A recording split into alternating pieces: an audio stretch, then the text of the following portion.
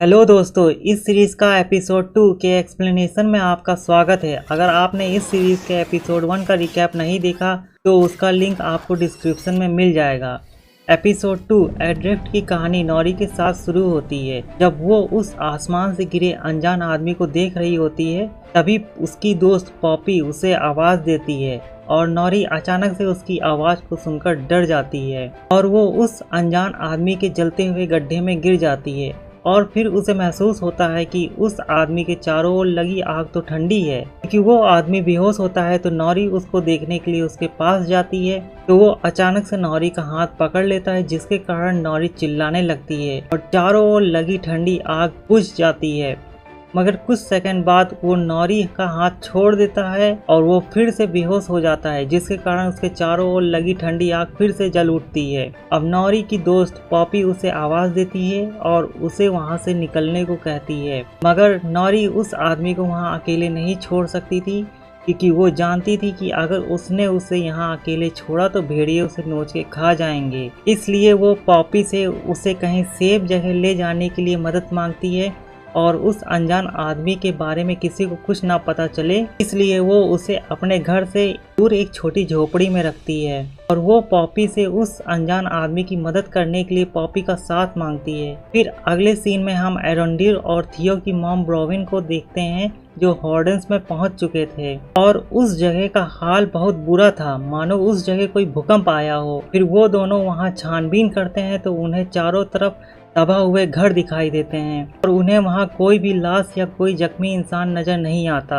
और वो कैरन के घर में आते हैं तो उन्हें वहां एक सुरंग दिखाई देती है। एरोंडी समझ जाता है कि यहाँ कोई भूकंप नहीं, बल्कि किसी ने इस गहरी और सटीक सुरंग को खोदा है और उसी ने यहाँ तबाही भी मचाई होगी।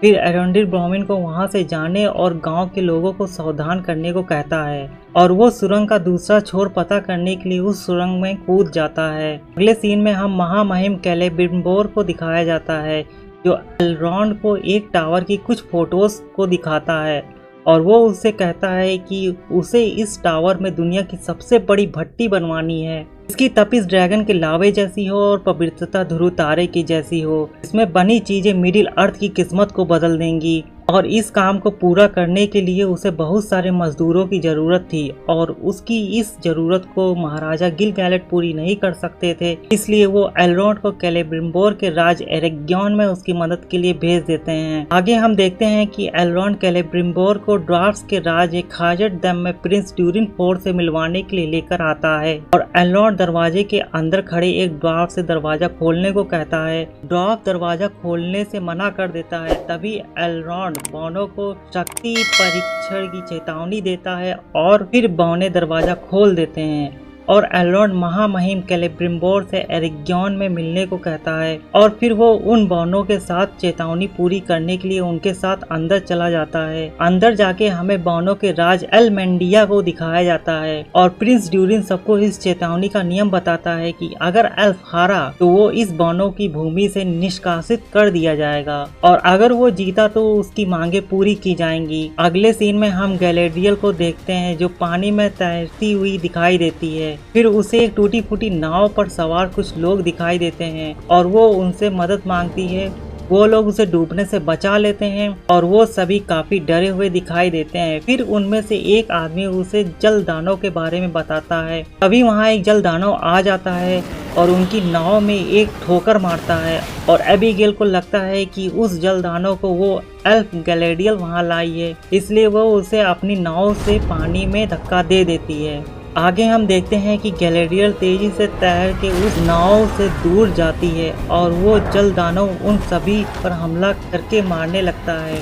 और अब जब गैलेडियल वापस पानी में होती है, तभी उनमें से बचा एक हेलब्रांड नाम का आदमी उसे अपनी बची कुची नाव के जरिए बचा लेता है। अगले सीन में हमें प्रिंस ड्यूरिन और एलरॉन्ड को पत्थर तोड़ने की चुनौती को पूरा करने के लिए संघर्ष करते हुए दिखाया जाता है, लेकिन इसी बीच एलरॉन्ड अपनी हार मानते हुए उस चुनौती को वहीं रोक देता है। और अब जब ड्यूरिन एलरॉन्ड को मुख्य द्वार छोड़ने के लिए ले जाता है, तो एल्रॉन ड्यूरिन से उससे नाराज होने की वजह पूछता है। तो ड्यूरिन उसे बताता है कि 20 साल बीत चुके हैं और तुम मुझसे मिलने एक बार भी नहीं आए, नहीं तो तुम मेरी शादी में आए और नहीं तो तुम मेरे दोनों बच्चों के जन्म पर, और अब तुम यहाँ इसलिए आए हो क्योंकि तुम्हें मेरी जरूरत है।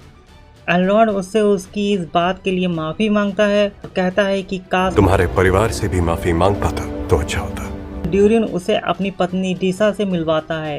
डिसा ड्यूरिन से काफी नरम दिल की होती है और वो एल्रॉड को इतने दिन बाद देख के काफी खुश भी होती है और वो उसे अपने साथ खाना खाने को भी कहती है।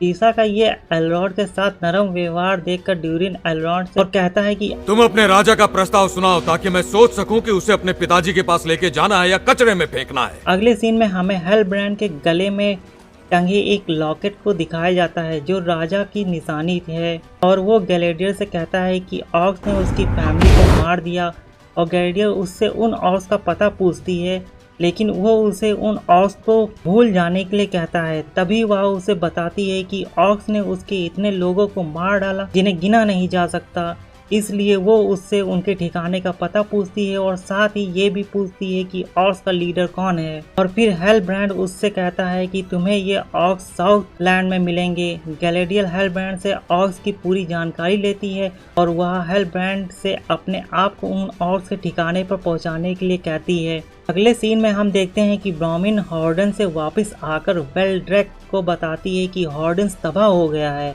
और उसने वहां एक सुरंग देखी, गहरी और अच्छे से खुदी हुई, जो शायद उनकी तरफ आ रही है और वो अपनी इस बात को सबको बताने के लिए कहती है और इस जगह को खाली करने के लिए कहती है। वेल्ड्रेक उसकी इस बात को अफवाह मानता है और इसलिए वो उसकी बात को नहीं सुनता है। फिर हम ब्रॉमिन के बेटे थियो को देखते हैं जो चूहों से काफी परेशान रहता है। तभी उसे खुरचने की आवाज सुनाई देती है और वह देखता है तो उसको चूहे नहीं बल्कि कोई और ही दिखाई देता है। अब हम एरोंडिल को देखते हैं जो उस सुरंग के अंदर होता है।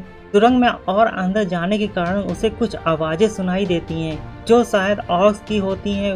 वो उनसे बचने के लिए वापस भागता है, लेकिन वो सुरंग के किसी एक रास्ते में फंस जाता है और कोई उसे झाड़ियों में खींच लेता है। अब जब ब्रॉमिन अपने घर आती है और उसे अपने घर में एक गड्ढा दिखाई देता है तो वो थियो को ढूंढती है और इधर थियो डर के एक अलमारी में छिपा होता है। वह अपनी मॉम से मदद लाने को कहता है और ब्रॉमिन जानना चाहती थी कि ये क्या चीज है जो सुरंग खोद के उसके घर तक पहुंच गई, इसलिए वह भी एक अलमारी में छिप जाती है और देखती है तो उसे एक ऑर्क दिखाई देता है। फिर थियो और उसकी मॉम ब्रॉमिन मिलकर उस अकेले ऑर्क को मार देते हैं। फिर ब्रॉमिन उस ऑर्क का गला काट के वेल्ड्रेक को दिखाती है और सभी को बताती है कि अगर तुम में से कोई जिंदा रहना चाहता है तो उन्हें एल्फ्स की मीनार की ओर जाना होगा। फिर वो वहाँ से चली जाती है। इधर हम हेलब्रांड और गैलेडियर को देखते हैं जो एक तूफान से बचने की कोशिश कर रहे होते हैं। काफी तेज तूफान होने के कारण उनकी नाव टूट जाती है और गैलेडियर का पैर नाव के एंकर में फंस जाता है, जिसके कारण वह पानी में डूबने लगती है। तभी हेलब्रांड बाकी की रस्सी को पकड़कर उसे बचाने की कोशिश करता है और वो उसे बचा भी लेता है।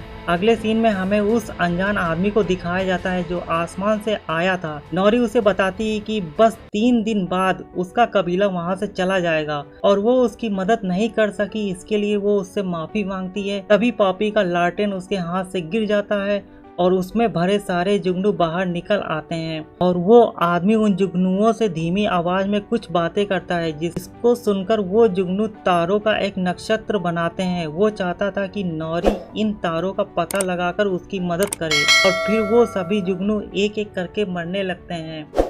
अगले सीन में हम प्रिंस ड्यूरिन फोर्थ को देखते हैं जो अपने पिता किंग ड्यूरिन थर्ड को बताता है कि एल्फ एरॉन को हमारी जरूरत है। और फिर किंग ड्यूरिन अपने बेटे प्रिंस ड्यूरिन को बॉक्स में रखी एक चीज को दिखाता है जिससे नीली चमकीली रोशनी बाहर आ रही थी। अब हमें थियो को दिखाया जाता है जो अपना सामान पैक कर रहा होता है और उसे वही खंजर दिखाई देता है और वो उसे अपने हाथों में ले लेता है और उसके हाथों से अपने आप एक खून की बूंद उस खंजर पर गिर जाती है, जिसके कारण उसमें से काली फुसफुसाहट आवाज सुनाई देती है और उसमें से काला धुआं निकलने लगता है। तभी थियो की मॉम ब्रॉविन उसे वहां से चलने को कहती है और वो सभी लोग अपनी जमीन छोड़ के एल्स की मीनार की ओर चल पड़ते हैं। और इसी के साथ ये एपिसोड 2 यहीं पर समाप्त होता है और अगला एपिसोड 3 आ जाने के बाद मैं जल्द ही उसकी हिंदी एक्सप्लेनेशन आपके साथ शेयर करूंगा। तब तक के लिए आप मेरे इस वीडियो को लाइक, शेयर और कमेंट करके जरूर बताइए कि ये एक्सप्लेनेशन आपको कैसा लगा और मेरे इस चैनल रिकैप बडी को सब्सक्राइब कर लो और साथ ही बेल आइकन को भी प्रेस कर देना। Thank you for watching.